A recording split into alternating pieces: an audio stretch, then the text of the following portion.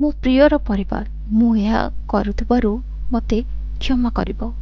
बाबा मु तुमको बहुत भल पाए एवं सबु किछि पई मु तुमको क्षमा करेछि।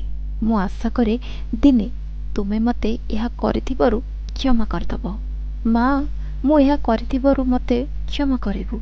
माँ तुमे मोर सर्वश्रेष्ठ माँ, तुमको मु बहुत भल पाए। मु आशा करुछि तुमे मते मते क्षमा करदबो। भौणी मु तुमको बहुत भल पाए, तुमे बहुत सुंदर स्मार्ट एवं बुद्धिमान भी।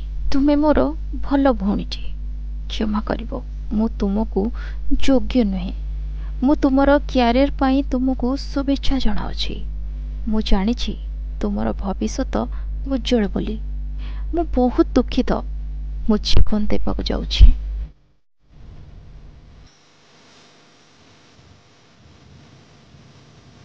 एथिला गोटे झीर आत्महत्या पूर्वर लिखिथिबा चिठी। से परिवार लोकों को एते जे भल पाउतिला से तार परिवार पाई केई पद कथा लिखि आत्महत्या करछि। निज बापा माँ और भौणी को केते भल पाउछि ताहा चिठी रू जना पड़ुछि।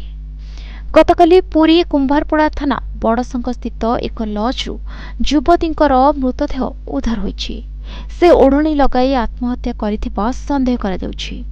हेले कोन पई आत्महत्या कले ताहा तो जଣା पड़ी नाही। मृत युवती जनक हेले भुवनेश्वर गंगानगर अंचल पायल महांती। मृतदेह निकटरू एक सुइसाइड नोट जबत करा जाइछि।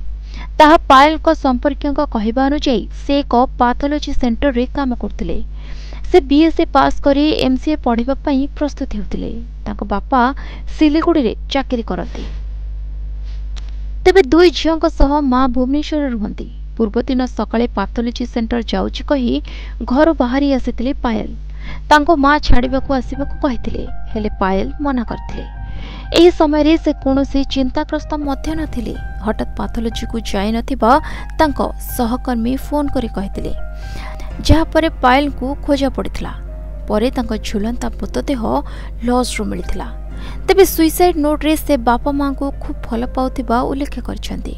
मृत पायल हाथ काटी देबा सह ओढ़णी लगाई झुली पड़ुछंती। युवतींको आत्महत्यार कारण तो एजाएं जଣା पड़ेनी। हेले पुलिस मृतदेह जबत करी तदंत आरंभ करछि।